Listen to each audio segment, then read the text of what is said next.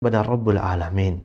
Kita bermaksiat kepada Allah Subhanahu wa taala Al-Wahhab yang Maha memberikan banyak pemberian kepada diri kita. Disebutkan oleh Rasulullah SAW, adnabal abdu damban. Seorang hamba berbuat dosa kepada Allah Subhanahu wa taala. Seorang hamba bermaksiat kepada Allah Subhanahu wa taala. Faqala i rabbi inni usibtu damban faghfirli. Lalu dia mengatakan, wahai Rabbku, sesungguhnya aku berbuat dosa, maka ampunilah dosa-dosaku. Faghfara lahu, maka Allah pun mengampuni dosa-dosanya. Kemudian summa makatha ma syaa Allah, kemudian berlalu waktu, berjalanlah waktu. Kemudian dia pun melakukan dosa yang sama di masa yang berbeda. Lalu kemudian dia mengatakan, ini Rabbi, ini asabtu damban faghfirli. Kemudian dia mengucapkan, wahai Rabbku, sungguh aku telah berbuat dosa, ampunilah aku. Kemudian Allah mengampuni dosa itu kembali. Tsumma makatha ma syaa Allah. Kemudian berlalulah waktu sampai kemudian dia melakukan sebuah dosa yang sama. Dia mengulangi dosa itu kembali dan dia meminta ampun kembali kepada Allah Azza wa Jalla, dan Allah kembali mengampuni dirinya. Dan Allah mengatakan, alima abdi anna lahu rabban yaghfirud dunuba. Hamba-hambaku mengetahui bahwa dia memiliki Tuhan yang mengampuni dosa. Wa ya'khudhu bihi, dan dia juga mengetahui bahwa dia memiliki Tuhan yang menghukum dosa. Yang dengan itu dia menghukum dosa yang dia perbuat. Qad ghafartu li 'abadi, sungguh aku sudah mengampuni dosa-dosa hambaku. Inilah yang terkadang membuat kita menganggap sepele sebuah dosa. Karena dengan entengnya kita mengatakan dengan beristighfar Allah akan mengampuni dosa kita. Terkadang kita menganggap enteng sebuah dosa karena kita merasa bahwa ada suatu amalan yang dengan itu kita lakukan, maka dosa-dosa kita akan diampuni oleh Allah Subhanahu wa taala. Rasulullah SAW pernah menyebutkan, man qala fi yaumin, barang siapa mengucapkan dalam suatu hari, subhanallahi wa bihamdih mi'ata marrah. Mengucapkan subhanallah wa bihamdih, subhanallah wa bihamdih, subhanallah wa bihamdi 100 kali dalam sehari, maka khuttat anhu khatayahu walau kanat misla zabadil bahr. Maka seluruh dosanya akan diampuni oleh Allah walaupun dosanya sebanyak buih di lautan. Begitu banyak. Mengucapkan subhanallah wa bihamdi. Inilah yang terkadang membuat kita menyepelekan dosa. Karena kita menyadarkan diri kita dengan nas-nas, dengan dalil-dalil yang menunjukkan bahwa Allah Azza wa Jalla mengampuni dosa kita. Atau bahkan kita menyadarkan kepada firman Allah Azza wa Jalla, innallaha yaghfirud dunuba jami'aha, bahwa Allah mengampuni seluruh dosa.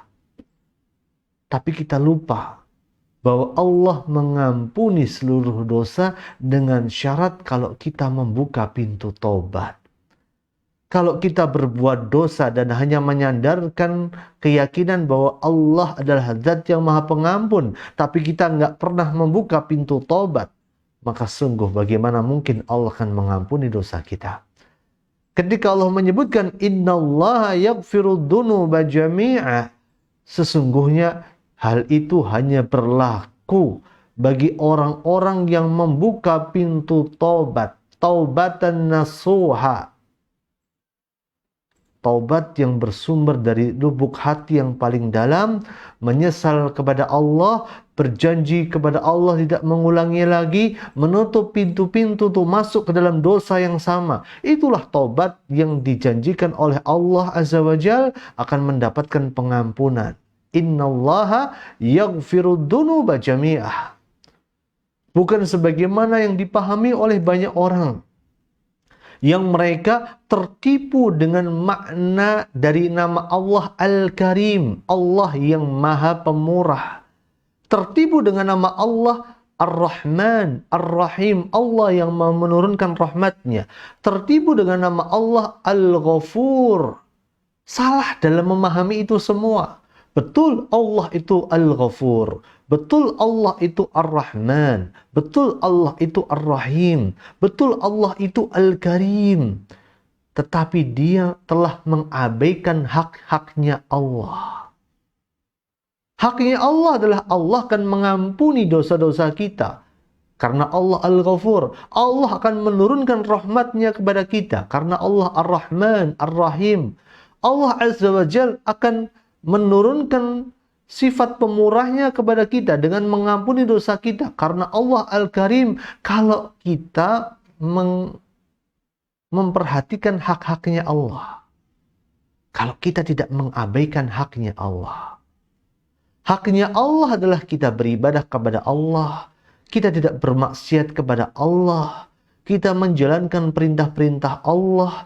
Kita meninggalkan larangan-larangan Allah. Itulah haknya Allah yang harus kita penuhi. Jika haknya Allah kita penuhi, Allah akan menurunkan rahmatnya. Allah akan menurunkan maghfirahnya. Allah subhanahu wa ta'ala akan menurunkan sifat pemurahnya. Yang dengan itu kemudian banyak di antara kita menyepelekan dosa yang kita perbuat. Karena kita hanya menyadari bahwa Allah itu Al-Karim, Al-Ghafur, Ar-Rahman, Ar-Rahim. Dan kita menyandarkan rahmatnya Allah saja. Yang dengan itu kita menyepelekan dosa. Atau banyak di antara kita yang menyepelekan dosa karena kita menganggap bahwa neraka Allah ciptakan bagi orang-orang yang kafir saja. Uiddat lil kafirin. Ketika Allah berbicara masalah neraka. Neraka itu Allah persiapkan bagi orang-orang yang kafir. Sedangkan kita sebagai orang yang beriman dan bertakwa kepada Allah. Allah janjikan uiddat lil muttaqin. Yang surga itu dipersiapkan bagi orang yang bertakwa, orang yang beriman. Banyak di antara kita menyepelekan dosa dan maksiat. Kenapa? Karena kita merasa sebagai orang yang beriman. Orang yang beriman akan Allah masukkan ke dalam surga. Berbeda dengan orang yang kafir, Allah pasti masukkan ke dalam neraka.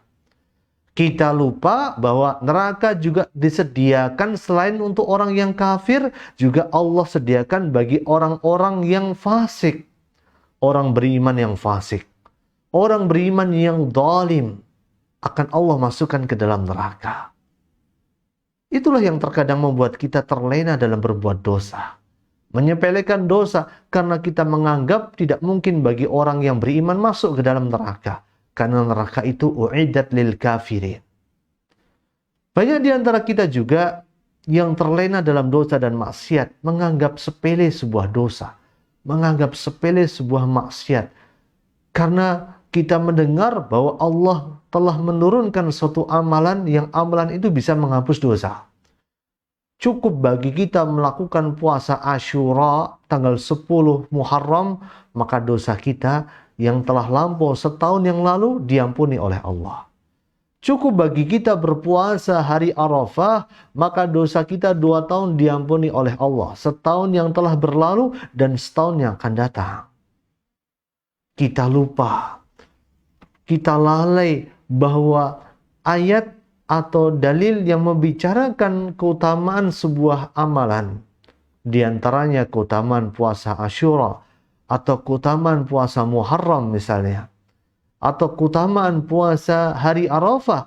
Itu memang sesuai dengan keumuman nas, keumuman dalil.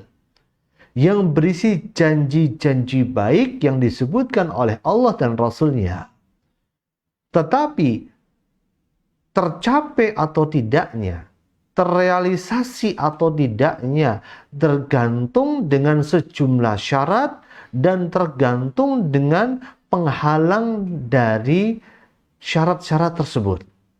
Ibaratnya orang belanja, masuk di toko-toko mart misalnya, masuk di suatu pusat perbelanjaan, diskon 80% misalnya.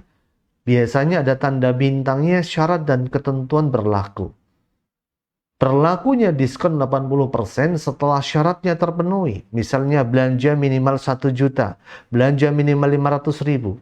Sama juga dengan apa yang telah Allah janjikan dalam janji-janji baik yang Allah sebutkan dalam Al-Quran maupun disebutkan oleh Rasul SAW dalam hadis-hadis beliau. Keutamaan yang Allah sebutkan, keutamaan yang Rasulullah sebutkan dalam keutamaan puasa Asyura dan puasa hari Arafah misalnya, bisa menghapuskan dosa-dosa kita. Itu bagian dari janji-janji baik yang disebutkan oleh Rasulullah SAW. Tetapi terlaksana atau tidaknya, terrealisasi atau tidaknya, maka sangat bergantung dengan sejumlah syarat dan penghalang yang telah Allah tentukan. Terus-menerus melakukan dosa merupakan salah satu penghalang mendapatkan ampunan dari Allah. Maka sekali lagi, jangan pernah menyepelekan dosa. Jangan pernah menyepelekan sebuah kemaksiatan di jalan Allah Subhanahu wa Ta'ala. Banyak di antara kita yang menyepelekan dosa, menyepelekan kemaksiatan kepada Allah, karena banyak di antara kita yang menyandarkan diri kita kepada besarnya rahmatnya Allah, besarnya ampunan Allah.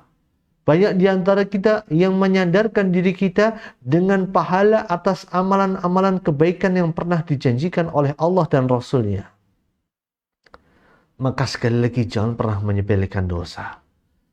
Dosa dan maksiat yang kita perbuat, jangan pernah kita anggap bahwa itu semua hanya sebuah dosa yang kecil dan kemaksiatan yang kecil. Orang yang beriman dan bertakwa kepada Allah Subhanahu wa Ta'ala tidak pernah menganggap sebuah dosa, sebuah sesuatu yang kecil, sebuah maksiat sebagai sesuatu yang kecil. Maka bertakwalah kepada Allah Subhanahu wa Ta'ala. Bertobatlah kepada Allah Subhanahu wa Ta'ala. Jangan pernah jadikan takdir sebagai dalih bagi kita untuk bermaksiat. Ada sebagian dari kita yang bermaksiat kepada Allah, yang berzina misalnya. Lalu dia mengatakan bahwa dia berzina karena Allah telah menakdirkan dirinya telah berzina. Ada di antara kita yang melakukan sebuah kemaksiatan, mencuri misalnya. Lalu dia mengatakan bahwa Allah telah menakdirkan atas dirinya untuk melakukan perbuatan pencurian. Seolah-olah dia menyalahkan takdir yang telah Allah tetapkan. Dia telah lupa bahwa sesungguhnya kita sebagai manusia diberikan dua buah jalan. Inna hadainahu sabila, imma syakira wa imma kafura. Semua dari kita diberikan dua buah jalan. Jalan untuk bersyukur atau jalan untuk mengkufuri nikmat yang Allah berikan. Kita semua punya pilihan. Bermaksiat atau melakukan ketaatan kepada Allah Subhanahu wa Ta'ala. Maka pilihlah jalan yang Allah ridhoi. Jangan pernah kita menganggap sepele dosa dan maksiat yang kita lakukan. Jangan pernah kita menunda taubat kepada Allah Subhanahu wa Ta'ala. Jangan pernah kita hanya mengandalkan ampunan dan rahmat yang Allah turunkan. Jangan pernah kita berlindung di balik kalimat istighfar. Jangan pernah kita berlindung dari kalimat-kalimat subhanallah wa bihamdih. Sungguh dosa yang kita lakukan, sungguh maksiat yang kita kerjakan akan berdampak buruk di sisi Allah Subhanahu wa Ta'ala. Maka bertobatlah kepada Allah. Semoga Allah menerangi jalan kita. Semoga Allah senantiasa memberikan petunjuk kepada kita. Dan semoga Allah Subhanahu wa Ta'ala memberikan keistiqomahan dalam kehidupan kita. Sallallahu wasallam wa barik ala nabiyina Muhammad wa ala alihi wa ashabihi wa tabi'in. Walhamdulillahi rabbil alamin.